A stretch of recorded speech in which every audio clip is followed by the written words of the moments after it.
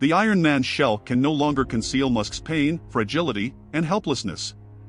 In an interview, he spoke about the situation of the past year, sometimes crying, sometimes laughing. He believed that Tesla had already passed its most dangerous time, but his personal hellish torment had just begun. Musk said he had never experienced such difficulty, pain, being both physically and mentally exhausted. On June 28 of that year, the Tesla CEO spent his 47th birthday in the factory, a 24-hour continuous working birthday, day and night, without children, without friends, having nothing except work, and this was just a typical day. That year, Musk worked nearly 120 hours a week, spending 3 to 4 consecutive days in the factory workshop. Under high-intensity work and pressure, Iron Man often needed sleeping pills to fall asleep, which was surprising. In these 20 years, Musk has been Silicon Valley's most successful, ambitious entrepreneur, a billionaire, founding one world-changing company after another. He stood at the forefront of public opinion yet consistently overcoming risks, emerging victorious in controversy, earning greater respect amidst skepticism. But this year, the choices left for him were simple and direct: insomnia or taking sleeping pills. Musk was barely holding on. Today, let's talk about how Iron Man Musk walked on the edge of breakdown 4 times and how he managed to rise and become the world's wealthiest. During the initial approximately 8 years of his life, Musk lived in South Africa with his parents. No one cared and no one looked after him. Musk had an intense love for reading and would often spend 10 hours a day engrossed in science fiction books. "I was raised by books, and then by my parents," he once said. At the age of 8, his parents divorced, and at 9, Musk began living with his father and his brother Kimball. Consequently, he started the constant cycle of changing schools due to the family's inherent adventurous genes and an inner sense of insecurity that developed his restless nature from a young age. Musk's father was strict and quick-tempered. In Musk's words, "Almost all the evil you can think of, my father did to me." Musk tried every method, threats, arguments, to change his father, but to no avail. The situation only got worse. He was reticent and extremely antisocial from a young age, often hiding at home. Relatives and friends even thought he was mute. However, at school, young Musk was the smallest and smartest student in the class. He taught himself programming and at the age of 12, wrote a video game in basic language, selling it for $500.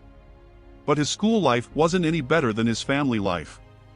As Musk frequently corrected his classmates' mistakes, albeit with good intentions, they found him arrogant and rude, distancing themselves and even bullying him. Until the age of 15, Musk endured continuous bullying at school, even being assaulted by a group of bullies, causing him to be unconscious for 2 days. His childhood experiences had a profound impact on Musk's body and mind. In 2013, he underwent a nose job surgery to correct old schoolyard injuries from being beaten by other children. In 1988, as Musk approached the age of 18, he faced conscription. He deeply understood that if he stayed in South Africa, he would achieve nothing. To make something of himself, he had to leave. His dream destination was the United States, Silicon Valley specifically, although at the time, he knew nothing about the valley, just that it was a magical place. He realized this might be his last chance to escape South Africa. He charted a path to Canada first and then to the United States because his mother was born in Canada and, according to the law, could apply for Canadian citizenship for herself and her children, making the transition to the US relatively easier. After obtaining his mother May Musk's consent, Musk filled out applications for both himself and his mother. Months later, he received a Canadian passport and immediately, without looking back, boarded a plane, bidding a complete farewell to the country that had only left him with painful memories. On August 2, 2008, SpaceX's third rocket launch experiment was aborted at the final second of the countdown. SpaceX immediately repositioned itself, preparing for a second launch on the same day. The Falcon 1 rocket took off successfully without any issues. However, just as the first and second stages were separating, a sudden malfunction occurred. Subsequent analysis revealed that during the separation process, the new engine unexpectedly generated colossal thrust, causing a collision between the first and second stages, damaging the rocket's top and engine. This launch failure greatly disheartened SpaceX. Employees were in tears and emotionally drained. Musk hurried to comfort and encourage his staff, urging them to return to work. His encouragement had a magical effect, calming everyone. They began analyzing the causes of the recent launch failure and attempted to resolve the issues, revitalizing the company from despair to hope. Musk's public response was equally charged with positivity. He mentioned SpaceX's plans to attempt a fourth launch with another spacecraft and the close planning of a fifth launch. However, the reality was that there were no additional funds left. The fourth launch was the final chance, but publicly, he never gave up. SpaceX's fourth launch took place on September 28, 2008. As the Falcon 1 rocket ascended, SpaceX headquarters erupted with enthusiastic cheers from the staff. Each milestone was met with exuberant applause. After the first stage separation and the second stage ignition lasting 90 seconds, employees were overwhelmed with joy. The entire webcast room reverberated with their ecstatic shouts. The fairing opened and fell back to the ground approximately 3 minutes after the launch. Finally, after a 9-minute journey, Falcon 1 ceased operations as planned, marking the completion of the first privately built rocket's mission entering orbit. It took 500 people 6 years, surpassing Musk's original plan by 4.5 years, to accomplish this modern scientific and commercial miracle. The media wasn't clear about Musk's economic situation, but they were acutely aware of Tesla's precarious financial condition and took delight in ridiculing its unstable financial situation. In May 2008, the website The Truth About Cars opened a column called Tesla Death Watch, publishing a series of articles. These posts refused to acknowledge Musk as the company's founder, describing him as someone who cunningly snatched Tesla's investors and chairmanship from Eberhard, the genius engineer. They also stated that Tesla's stocks were continually overvalued, causing persistent short selling, which even in 2021 amounted to nearly $36.1 billion, making Tesla the most shorted stock in the US market. When Musk reviewed the financial status of SpaceX and Tesla, he discovered that only one company had a chance of survival. He said, "I can only choose one of SpaceX or Tesla, or split the funds in half. This is a difficult decision. If I split the funds, maybe neither company can survive. If I give all the funds to one company, its chances of survival are higher, but it also means the other company is sure to fail." Musk mulled over this extensively. In this tense moment, the subprime mortgage crisis arrived, worsening the economic environment in the United States. Musk's financial situation became even more challenging.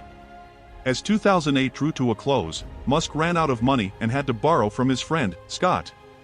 He also ceased using a private jet between Los Angeles and Silicon Valley, switching to budget airline Southwest. Due to monthly expenses of around $4 million, Tesla needed to undergo a new round of financing to survive in 2008. In order to pay the weekly wages of the employees, Musk had to navigate conversations with investors and, at the same time, seek help from friends. He made sincere requests to every friend who might be able to contribute some money. Bill Lee invested $2 million in Tesla, and Sergey Brin invested $500,000. Many Tesla employees contributed funds to keep the company running. Kimball lost most of his assets in the financial crisis but still sold whatever he had left to invest in Tesla. Tesla collected prepayments from customers who ordered the Roadster. Musk needed these funds to keep Tesla operational. In December 2008, Musk heard rumors that NASA was on the verge of signing a resupply contract for the International Space Station (ISS), and SpaceX, due to the success of its fourth launch, had the potential to win this contract worth over $1 billion. Musk went all out to make everyone believe that the company had the capability to overcome obstacles and deliver the spacecraft to the ISS. On the Tesla front, Musk had to again appeal to existing investors, hoping they could raise funds before Christmas Eve to prevent the company from going bankrupt. To instill confidence in investors, Musk put all of his remaining assets and funds into the company. He also attempted to sell his shares in SolarCity, his solar installation company, in the secondary market. On December 23, 2008, SpaceX received incredible news. They became a supplier to the ISS and received a payment of $1.6 billion to provide 12 transportation services to the space station. This is who Musk is. A self-made man who arrived in the United States with nothing. He has faced various personal challenges, including the loss of a child and the public shaming by journalists and his ex-wife in the media. Moreover, the company he built with all his heart and effort had been on the brink of bankruptcy. He is incredibly diligent and capable of handling immense pressure. The experiences he underwent in 2008 might have caused most people to collapse, but not only did he survive, he remained focused on his work. His ability to stay concentrated during crises made him stand out among other executives and competitors. Most people who undergo such stress tend to retract, make decision-making errors, but Musk becomes more rational and can still make clear, visionary decisions.